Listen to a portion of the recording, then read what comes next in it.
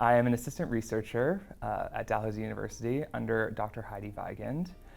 We are partnering with the Automotive Sector Council of Nova Scotia to analyze the impact electric vehicles are going to have on the automotive industry here.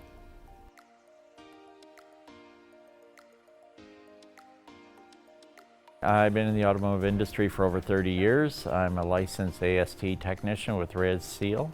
Also, I've been an instructor with NSCC for 12 years before coming on board and starting All EV Canada.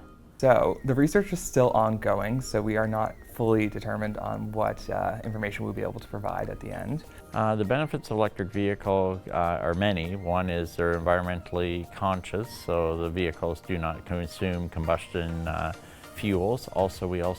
They have the ability to travel the same as a conventional vehicle with a lot less cost, especially using today's electricity costs compared to today's gas fuel prices. It makes great sense.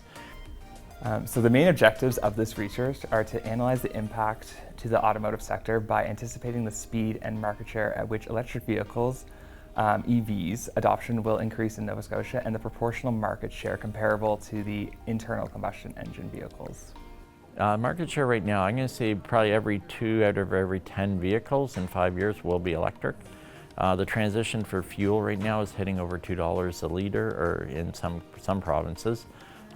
So with that hike, it's going to make more sense for people to drive electric or hybrid electric or plug-in hybrid electric vehicles.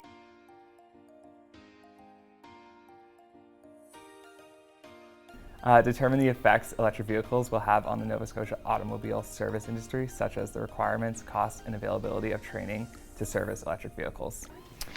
Working on electric vehicles differs from working on gas-powered in the sense that it's a lot less physical labor and a lot more of a thought process has to go behind trying to figure out diagnosis on the electric vehicles. There seems to be a lot more electrical issues that we need to figure out and solve versus the gas-powered. The final objective is to determine the long-term and short-term impacts electric vehicles will have on independent retail gasoline dealers in Nova Scotia. 99% of the charging is done at home for electric vehicle owners, so it's not likely somebody's going to use a charging station outside their home to go charge their vehicle, especially in Atlantic Canada. The factors we are looking at for this research is researching manufacturer information on costs, comparing Nova Scotia's infrastructure to global leaders. We'd like to understand the cost of equipment required to service electric vehicles. What are the predictions for EV charging and how might they evolve? What are the impending needs for training to service electric vehicles? Where will we find the training? And who will it affect?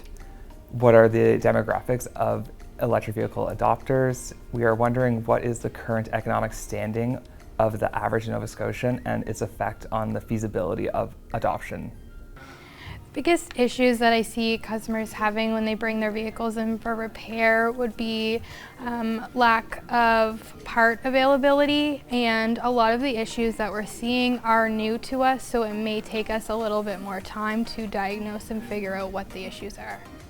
And we are really hoping to delve into the economic shift in Nova Scotia and how this will affect the adoption rate of electric vehicles in the long term for general population, in consideration of rent increases, inflation of everyday consumable goods, and other factors as well.